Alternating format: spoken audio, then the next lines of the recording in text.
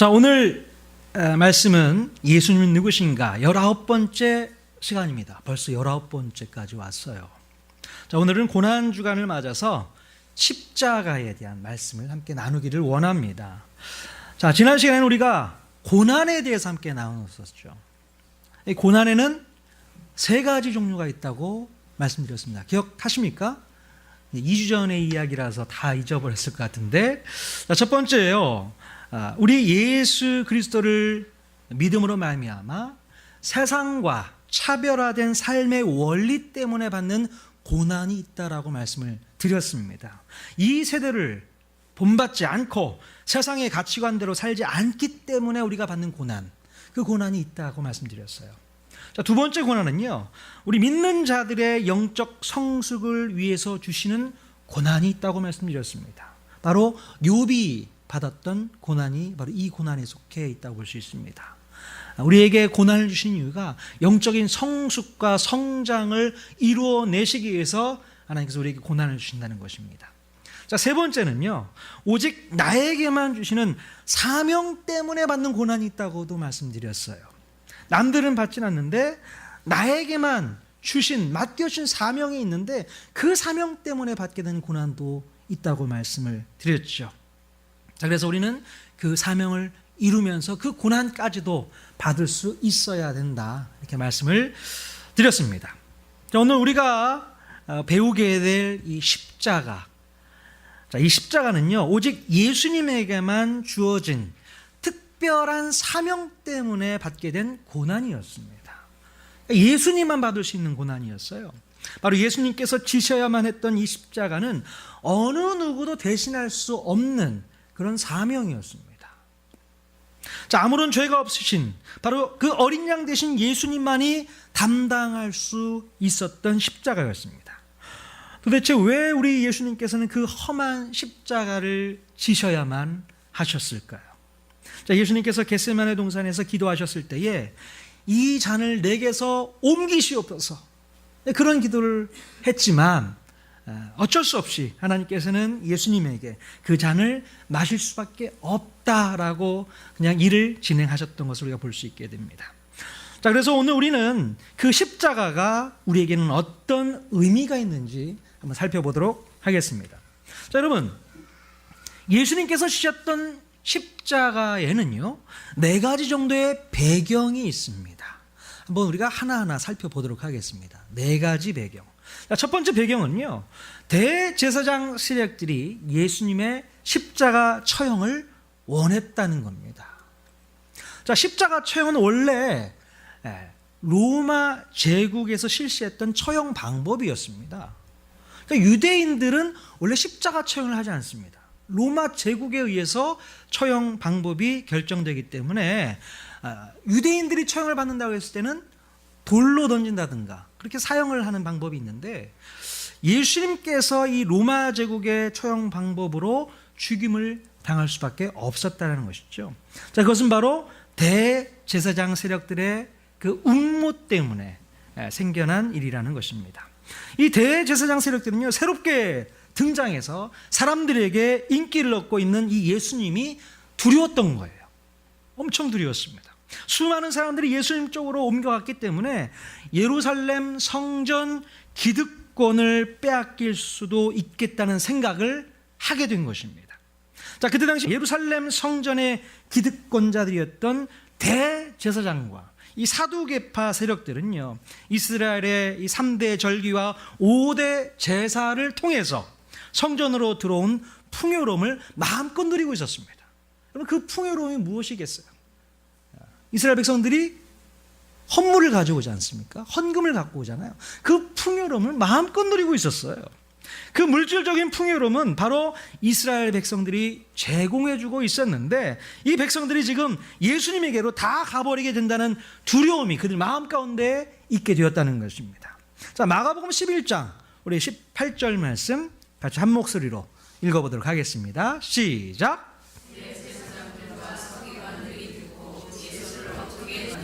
이는 우리가 다 그의 교훈을 놀랍게 여기고 그를 두려워하느니라. 대제사장들과 서기관들이 예수님을 두려워했다라고 이야기하고 있습니다. 자, 그래서 대제사장과 이 사두개파 사람들은요, 그 두려움 때문에 처음에는 예수님을 신성 모독자로 몰고 가게 됩니다. 자, 그런데 예수님을 신성 모독자로 정죄하게 되면요, 예수님을 돌로 처형해야 되는 거예요. 돌로. 그렇다면 만약 예수님을 돌로 처형을 하게 되면 어떤 일이 벌어지게 될까요? 만약 예수님께서 신성 모독자로 이스라엘의 법대로 돌로 처형을 받게 된다면 예수님을 잘 따랐던 수많은 사람들이 들고 일어날 수도 있겠다는 생각을 하게 됩니다. 오랫동안 성전을 기반으로 유지하고 있었던 이 성전 시스템이 바로 밀란을 통해서 붕괴되지 않을까 두려워하면서 이 대제사장 세력들은 여기까지 생각을 하게 됩니다. 자, 그러나 이런 상황에서 예수님을 신성 모독자로 정죄하고 성경대로 돌로 처형을 하게 되면 도리어 대제사장 세력들이 역풍을 맞을 수 있기 때문에 고민을 하게 된 것이죠.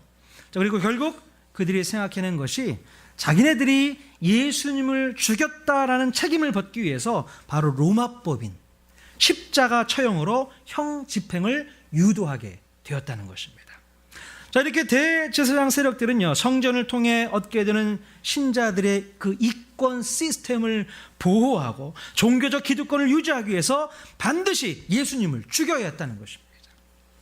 자, 그러나 그들은 예수님을 죽인 책임을 면했기 때문에 형 집행에 관련해서는 로마 제국에게 떠넘길 수밖에 없었던 것이죠. 그래서 결국 대제사장들 세력의 그 음모에 의해서 예수님께서 십자가의 처형을 받을 수밖에 없었다라는 것입니다. 자, 두 번째 배경은요, 로마의 총독 빌라도가 결국 예수님의 십자가형을 명령할 수밖에 없었다라는 것입니다. 이것이 두 번째 배경입니다. 자, 원래 빌라도 총독도 예수님의 십자가 처형을 원하지는 않았습니다. 자, 마가복음 15장 10절에 이렇게 기록되어 있습니다. 같이 한번 읽겠습니다. 시작.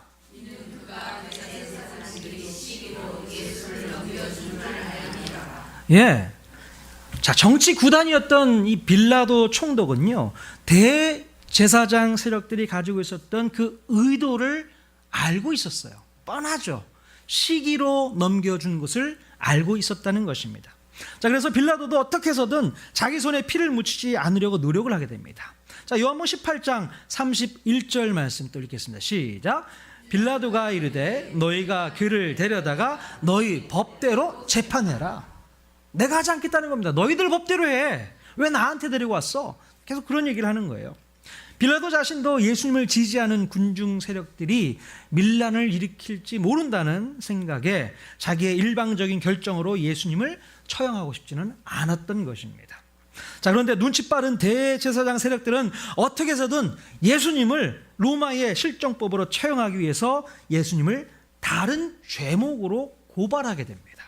자, 어떤 죄목이었을까요? 누가복음 23장 1절과 2절 또 같이 읽겠습니다. 시작. 우리가 다 일어나 예수를 빌라도에게 끌고 가서 고발하여 이르되 우리가 이 사람을 보매 우리 백성을 미혹하고 가이사에게 세금 바치는 것을 금하며 자칭 왕 그리스도라 하더이다 하니. 자, 그들은 예수님에 대해서 뭐라고 고발을 하게 됐냐면 가이사에게 세금 바치는 것을 금하고 자칭 유대인의 왕이라고 칭한다고 이렇게 고발을 하게 됩니다.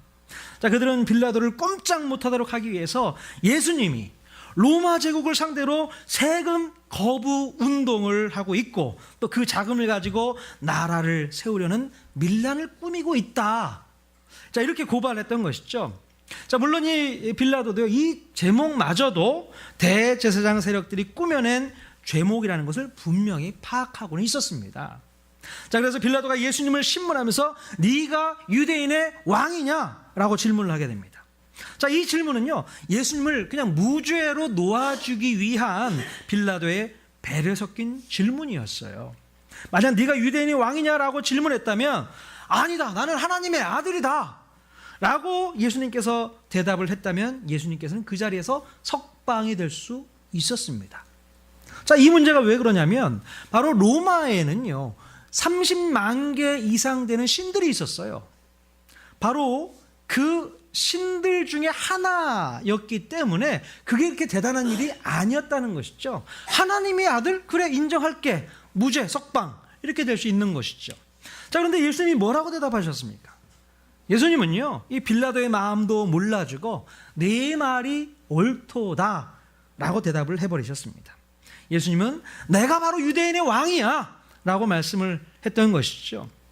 자, 빌라도는 예수님을 법정에 세우지 않기 위해서 교묘하게 좀 피해 가려고 했지만 예수님께서 협조를 하지 않는 바람에 그것도 실패하게 됩니다. 결국 빌라도는 대제사장 세력들이 매수하여 동원한 군중들이 밀란을 일으킬지 모른다는 생각에 예수님을 채찍질해서 십자가에 못 박도록 판결을 내리게 됩니다. 자, 마가복음 15장 15절 말씀 같이 한번 또 읽겠습니다. 시작. 빌라도가 우리에게 안족을 주고자 하여 바라바는 놓아주고 예수는 채찍질하고 십자가에 못 박히게 넘겨주니라. 예. 자, 빌라도가요, 무리의 그 만족을 위해서 바라보는 놔주고 예수님을 채찍질해서 십자가에 못 박히도록 넘겨주겠다고 얘기를 합니다. 자, 아마도 이 빌라도는요, 비밀리에 대제사장 세력들이 넘겨준 돈뭉치를 받았을 확률이 높습니다. 충분히 그럴 가능성이 있죠. 자, 이렇게 예수님께서 십자가를 주신 이 두 번째 이유는 바로 빌라도가 예수님을 십자가형으로 명령을 했기에 이루어진 사실인 것이죠. 자, 예수님께서 십자가를 지시게 된 세 번째 배경은요, 바로 사탄의 배후가 있었다는 것입니다. 자, 누가복음 22장 3절, 사탄이 어떻게 역사하는가 한번 같이 읽겠습니다. 시작.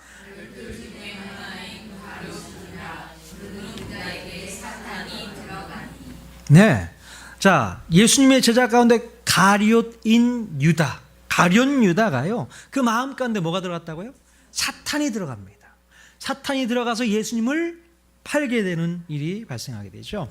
바로 예수 그리스도를 십자가 못 박아 죽이고자 했던 근본 배후에는 누가 있었습니까? 사탄이 있었다는 것입니다. 예. 사탄은요, 오래전 구약 시대부터 인류를 구원하기 위해서 오시는 메시아를 죽이기 위해서 끊임없이 노력을 해왔던 것을 우리가 알아야 돼요. 히브리 민족이 애굽에서 탈출할 때에 홍해 바다를 건너게 되지 않습니까? 뒤에서는 누가 쫓아와요? 애굽 군대가 쫓아와서 그들을 다 물속에 수장시키려고 했던 것 같아요. 다 죽이려고 했던 것 같습니다. 자, 그런 모습을 통해서 완전히 민족을 말살하려고 했던 모습을 볼 수 있게 됩니다. 누구 수작이에요? 이게 사단의 수작입니다. 자, 이스라엘 백성들이 바벨론 포로로 끌려갔을 때에 페르시아 시대가 도래하게 됩니다. 자, 그때 하만이라는 사람이 유대인들을 몰살하려고 하는 계획을 갖고 있었죠. 자, 유대인 몰살 정책도 그 배후에는 누가 있었겠습니까? 바로 사단이 있었다는 겁니다. 자, 신약에 와서도요, 헤롯 대왕에 의해서 베들레헴에 태어난 모든 아기들을 다 죽여라, 이 명령을 받게 되잖아요. 자, 이때도 바로 사단이 그 배후에 있었다는 것입니다. 예수 그리스도를 이 땅에 태어나지 못하도록 하기 위한 작전이 바로 그 전부터 있었다는 거예요. 자, 이렇게 사탄은 오래전부터 인류를 구원하기 위해 오시는 메시아를 죽이기 위해서 혈안이 되어 있었다는 것입니다. 자, 그래서 이번에도 사탄은 가룟 유다를 이용했고 대제사장 세력들을 이용했고 바로 빌라도를 이용했다는 것입니다. 바로 예수님께서 십자가에 달리셨던 이 배경 중에 하나는 그 뒤에 사탄이 숨어 있었다는 것을 우리가 또 알 수 있게 됩니다. 자, 그런데요, 예수님께서 십자가를 지시게 된 이 네 번째 배경도 있습니다. 어떤 배경이었을까? 자, 그것은 바로 모든 인간들을 구원하시려는 하나님의 구원 계획이 이미 큰 그림으로 그려지고 있었다라는 사실입니다. 자, 십자가는 모든 인류를 구원하시기 위한 하늘 지성소로 준비되어지고 있었다라는 것이죠. 자, 우리 히브리서 말씀, 히브리서 9장 11절과 12절 말씀 같이 읽겠습니다. 시작. 그리스도께서는 장대 대제사장으로사 이 창조에 속하지 아니한 거룩고 온전한 장막으로 말미암아 염소와 송아지의 피로 하지 아니하고 오직 자기의 피로 영원한 속죄를 이루사 단번에 성소에 들어가셨느니라. 아멘. 자, 예수님께서는요, 제사장으로 오셔서 십자가 위에 어린 양으로서 제물이 되어 주셨다는 것입니다. 그리고 영원한 속죄를 단번에 이루어내시는 큰 그림을 그리고 계셨다는 거예요. 언제부터요? 구약시대 때부터. 그 수많은 제사 제도가 바로 십자가의 모형이 될 수 있었다는 것입니다. 자, 이 사건을 통해서 예수님께서는 모든 인류를 죄 가운데 구원하시기 위한 그런 계획을 가지고 있었다는 것입니다. 자, 그런데 이 사실을요, 대제사장이 알았을까요? 몰랐죠. 빌라도가 알았을까요? 몰랐습니다. 심지어 사탄도 예수님의 이 계획을 까마득하게 모르고 있었다는 것입니다. 자, 그러니까 예수님을 십자가에 매달아 놓고서 그들은 아무 생각 없이 흐뭇하게 웃고 있었을지 모르겠어요. 그러나 이 십자가에는 하나님의 놀라운 경륜이 숨어 있다는 것을 우리가 분명히 깨달아야 될 줄로 믿습니다. 바로 그 십자가가 하늘 지성소가 되었다는 것입니다. 그것을 생각하지 못하고 있었다는 거예요. 그들은 그 십자가를 통해서 예수님을 죽이려고 하는 생각밖에 없었지만 예수님께서는 그 십자가가 바로 제단이 되었던 것이죠. 본인 스스로가 어린 양으로 제물이 되었고 본인 스스로가 제사장이 되어서 집례를 하셨다는 것입니다. 그래서 인간의 손으로 짓지 아니한 창세 전부터 만들어지신 그 성전, 그 지성소가 바로 십자가가 되었다는 것을 우리가 꼭 기억해야 된다는 것입니다. 자, 그래서 우리는 이제 이 십자가에 대한 이 네 가지 배경을 가지고 예수 그리스도께서 지신 십자가를 깊이 묵상하고 깨달을 수 있어야 될 줄로 믿습니다. 자, 매년마다 고난주간이 되면 우리는 예수님의 십자가를 묵상하다가 눈물을 또 흘릴 수가 있습니다. 주님이 받으셨던 그 고난, 그 고통, 그 사랑을 생각하게 되면 우리 마음이 숙연해지고 감정이 북받쳐 오르기도 하지 않습니까? 자, 그런데 오늘 우리가 읽은 이 빌립보서 말씀을 보면 사도 바울이 눈물을 흘리는 장면이 나오게 됩니다. 자, 오늘 사도 바울이 흘리는 눈물도 예수님의 십자가 때문에 흘리는 눈물이었다는 거예요. 자, 자세히 살펴보면요, 자, 우리가 흘렸던 눈물과는 성격이 좀 다른 눈물인 것을 우리가 볼 수 있게 됩니다. 자, 빌립보서 3장 18절 같이 또 아까 읽었지만 한 번 더 읽겠습니다. 시작. 내가 여러 번 너희에게 말하였거니와 이제도 눈물을 흘리며 말하노니 여러 사람들이 그리스도의 십자가의 원수로 행하느니라. 아멘. 자, 사도 바울은요, 예수 그리스도의 십자가를 바라보면서 의분에 찬 눈물을 흘리고 있는 것입니다.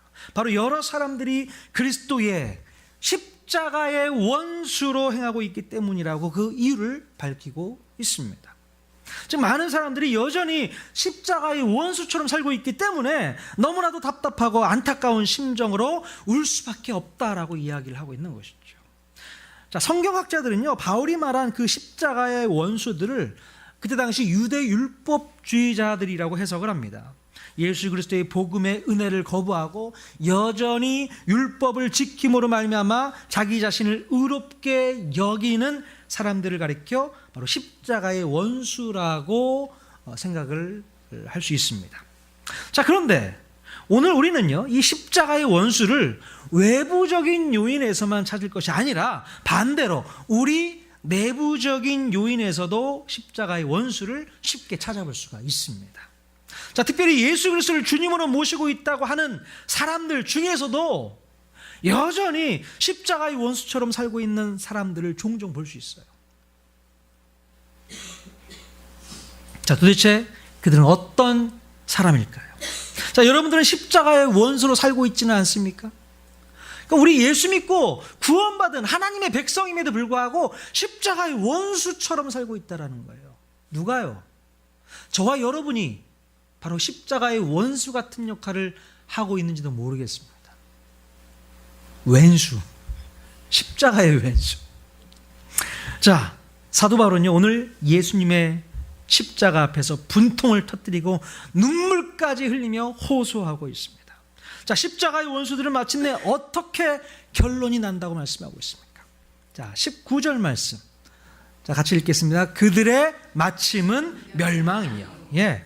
오늘 우리가 처음에 살펴보았던 십자가의 배후 가운데 누가 있었어요? 바로 대제사장 세력들과 빌라도가 있었죠. 자, 그들은 그 이후에 어떻게 살았을까요? 잘 먹고 잘 살았을까요? 예, 얼마나 흐뭇했겠습니까? 자기를 위협했던 예수님을 십자가에 못 박고 그들은 잘 먹고 잘 살았겠죠? 아니요, 절대 그렇지 않습니다. 자, AD 70년경 예수님이 십자가에 달리시고 한 40년이 지난 후 AD 70년경에 로마에 의해서 성전이 완전히 파괴되는 사건이 있었습니다. 자, 바로 그때 대제사장 세력들과 이 사두개파는요, 성전 파괴로 말미암아 바로 완전히 그들의 자취를 감춰버리게 됩니다. 왜냐하면 성전에서 나오는 것으로 먹고 살아야 했던 사람들이었기 때문에 예루살렘 성전이 파괴됨으로 말미암아 그들이 직을 완전히 잃어버린 거죠. 그래서 뿔뿔이 흩어지게 되고 그들의 자취는 찾을 수가 없게 되어버립니다. 자, 그리고 로마의 총독이었던 이 빌라도는요, 바로 예수님께서 십자가에 달리신 지 7년 뒤에 로마로 소환이 되어서 해임을 당하게 되고 결국은 자살로 삶을 마무리하게 됩니다. 자, 이렇게 십자가의 원수로 살았던 사람들은요, 결국 멸망으로 끝이 나게 되는 것을 볼 수 있게 됩니다. 자, 그런데 여러분, 이 십자가의 원수들은 오늘날에도 우리 주변에 여전히 잘 살고 있습니다. 심지어 예수를 믿는다고 하는 사람들 속에서도 가끔씩 발견될 때가 있기 때문에 그래요. 자, 그들은 어떤 사람일까요? 계속해서 19절 말씀 같이 읽겠습니다. 시작. 그들의 신은 배요. 예. 십자가의 원수들은 자신들의 배를 신으로 삼고 있는 사람들이었습니다. 여기서 배라는 것은요, 자신들의 정욕과 욕심들을 나타내는 것입니다. 그 정욕과 욕심을 신처럼 떠받들고 사는 사람들이 바로 십자가의 원수로 행하고 있다, 이렇게 말씀하고 있는 것입니다. 즉, 자신의 욕심을 채우기 위해서, 자신의 정욕을 만족하기 위해서 얼마든지 무엇이든지 할 수 있다는 것입니다. 아까 살펴보았던 이 대제사장 세력들과 빌라도 총독은 자신의 욕심을 채우기 위해서 온갖 수단과 방법을 가리지 않고 뭐든지 했던 그런 사람들이었어요. 그래서 예수 그리스도를 십자가형으로 몰고 갈 수 있었던 것입니다. 자, 그런데 여러분, 우리가 그들을 욕할 게 아닙니다. 자, 우리가 예수님을 믿는다고 하면서도 여전히 자신의 욕심을 앞세우고 그것을 위해 인생을 살아가는 사람들이 오늘도 얼마나 많이 있는지 모릅니다. 자신의 욕심을 채우고 자신의 이익만을 위해서 우리가 얼마나 많이 기도하고 있는지 몰라요. 내 욕심 채우기 위해서, 내 이익을 얻기 위해서, 그것도 눈물로 하나님 앞에 기도합니다. 이것이 과연 십자가를 통과한 사람이 맞겠습니까? 그런 모습들이 오늘날 우리의 삶 가운데도 있다는 것입니다. 사도 바울은요, 그런 모습을 보면서 바로 십자가의 원수다라고 이렇게 선언하고 있는 것이죠. 여러분, 이 십자가는요, 바로 이런 사람들의 행복과 유익을 위해서 우리 주님이 그렇게 힘들게 지신 것이 아니라는 것입니다. 근데 잘못 사용하고 있는 것이죠. 예수 그리스도를 자기 자신의 욕심, 만족, 욕망들을 채우기 위한 도구로 사용하고 있다면 그것은 바로 십자가의 원수일 수 있다는 것입니다. 자, 여러분, 십자가의 원수는 또 어떤 사람들일까? 계속해서 19절 같이 읽겠습니다. 시작. 그 영광은 그들의 부끄러움에 있고. 예. 자, 그들이 영광스럽게 생각하는 것들이 모두 하나님 앞에서는 부끄러운 것이라고 선언을 합니다. 자, 그들은 언제나 부끄러워야 할 것들의 자랑을 두고 있다라는 겁니다. 최근에 연예인 단체 카톡방에서 음란물 유포로 인해서 사회적인 물의를 또 일으키고 있는 사건이 발생을 했죠. 자, 아무리 생각해도 그런 행동은 부끄러운 행동인데 또 그들은 그것을 자랑하듯이 유포하고 공유를 하는, 그것을 즐기는 모습을 볼 수 있게 됩니다. 자, 이것은 확연한 범죄 행위이기 때문에 우리가 어느 정도 분별을 할 수 있습니다. 자, 그런데 우리 믿는 사람들 중에서도요, 정말 하나님 앞에서 아주 하찮고 부끄러운 것들을 영광스럽게 생각하는 사람들이 얼마나 많이 있는지 몰라요.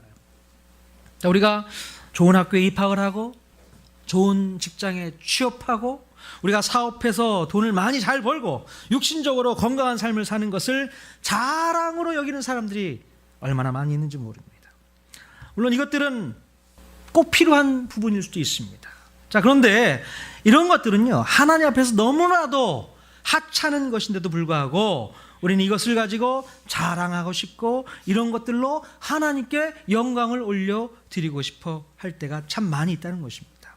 그러니까 하나님께 영광 돌리기보다는 그냥 내가 좋아서 하는 거 아니겠습니까? 나를 위해서 하는 거잖아요. 자, 그러나 하나님께서는 이런 것들을 가지고 영광 받고 싶어 하지는 않는다는 거예요. 우리 하나님께서 영광을 받고 싶어 하시는 것이 무엇이 있을까 한번 생각해 보십시오. 하나님은 우리를 통해서 뭘 영광 받고 싶어 하실까요? 자, 그것은 바로 우리가 어떠한 사명을 받았든지 그 사명을 가지고 고난을 받으면서도 힘있게 살아가고 있는 그 모습을 보실 때에 우리 하나님께서는 영광을 받고 계신다는 사실입니다. 자, 우리가 해야 할 진정한 자랑이 있다면, 또 우리가 해야 할 진정한 영광이 뭔지도 모르고 오늘도 열심히 살고 있다면 아마 우리는 오늘도 십자가의 원수로 살고 있을 확률이 높다라는 것입니다. 우리가 세상의 헛된 것으로 자랑을 삼고 그것 때문에 기뻐하고 그것 때문에 안심하고 있다면 그런 모습이야말로 부끄러운 삶이고 십자가의 원수로 행하고 있다는 것을 깨달아야 합니다. 여러분, 여러분에게 있어서 진정으로 영광스러운 모습이 무엇인지 한번 생각해 볼 수 있기를 바랍니다. 자, 세상의 헛된 것으로 여러분의 영광을 우리는 도둑 맞지 말아야 하는 것이죠. 자, 마지막으로요, 우리 십자가의 원수들은 어떤 사람일까? 계속해서 12절 읽어보면요, 같이 땅의 일을 생각하는 자라고 기록하고 있습니다. 우리가 아무리 하나님 나라를 선포하면서 살고 또 하나님 나라의 백성이라고 말은 하지만 우리는 어쩌면 이 현실적인 삶에 매여서 늘 무엇을 먹을까, 무엇을 마실까, 어떻게 돈을 벌까, 어떻게 하면 행복하게 살까, 이런 생각 속에서 살아가고 있습니다. 물론 이 모든 것이 중요한 문제이긴 하지만 그러나 이 땅의 일들만 생각하는 것에 대해서 성경은 오늘 뭐라고 말씀하고 있습니까? 바로 십자가의 원수가 될 수 있다라고 사도 바울을 통해서 말씀하고 있습니다. 왜 그렇습니까? 그런 일에만 관심을 가지고 있는 사람들은 절대로 하나님 나라에 대해서는 관심이 1도 없기 때문에 그렇습니다. 하나님 나라가 어떻고 예수님의 이름이 어떻고 나에게 주신 사명이 어떻고 그런 일은 전혀 관심이 없다는 거예요. 늘 그들의 관심은 오직 세상적이고 육신적인 것들에만 관심이 있다는 것입니다. 자, 그러나 여러분, 오늘 사도 바울은 우리에게 분명히 말씀하고 있습니다. 자, 20절 말씀 같이 또 한 목소리를 읽어보겠습니다. 시작. 그러나 우리의 시민권은 하늘에 있는지라 거기로 가는 자 곧 주 예수 그리스도를 기다리노니. 아멘. 예. 우리는 예수 그리스도를 말미암아 십자가를 통과한 사람들입니다. 그러므로 우리들은 하늘의 시민권을 가진 하나님 나라의 백성인 줄로 믿습니다. 그래서 우리는 하늘로부터 다시 오시는 예수 그리스도를 기다리고 있다고 사도 바울이 선포합니다. 이것이 바로 십자가를 바르게 알고 있고 십자가를 제대로 경험한 사람에게 주시는 하나님의 놀라운 복인 것을 우리가 분명히 깨달아야 될 줄로 믿습니다. 여러분, 예수님께서 지신 이 십자가는 우리에게 오늘 뭐라고 말씀하고 계십니까? 바로 십자가는 우리가 우리 마음 가운데 품고 있는 모든 욕심과 정욕을 다 버리라고 요구하고 있습니다. 십자가는 우리가 진정으로 영광스러운 것이 무엇인지를 깨닫고 그것에 대해서 자랑할 것을 요구하고 있습니다. 그러니까 십자가는요, 더 이상 땅의 것에 소망을 두지 말고 영원한 것에 소망을 두라고 요구하고 있습니다. 오늘 사도 바울이 십자가를 바라보면서 눈물을 흘리는 이유가 뭔지 아시겠습니까? 이제 더 이상 우리가 십자가의 원수로 살지 말고 십자가의 길로 행하는 자로 살아야 될 줄로 믿습니다. 오늘 우리 주님께서 우리를 향하여서 눈물을 흘리고 계실지 모르겠다는 생각을 해보게 됩니다. 우리는 십자가를 알고 있고 십자가의 길로 행한다고 생각하고 오늘도 신앙생활을 잘하고 있다고 생각하는데, 곰곰이 한번 생각해 보십시오. 나는 십자가의 원수로 살고 있지는 않았나? 내 욕심과 내 욕망을 채우기 위해서 신앙생활을 하고 있지는 않았는가? 그럼 한번 생각해 보십시오. 나의 삶은 어땠는지, 내가 알고 있는 십자가는 어땠는지, 예수님께서 그런 삶을 위해서 그렇게 힘들게 고난받고 십자가에 달리신 것이 아니라는 사실을 우리가 분명히 알아야 될 줄로 믿습니다. 우리가 자랑해야 될 것은 영광스러운 그 십자가의 그 사명, 우리가 하나님 앞에 자랑해야 될 줄로 믿습니다. 더 이상 땅의 것에 소망 두지 말고 하늘의 것에 소망을 두면서 승리하며 사는 저와 여러분 모두가 다 될 수 있기를 주님의 이름으로 간절히 축원을 드립니다. 아멘.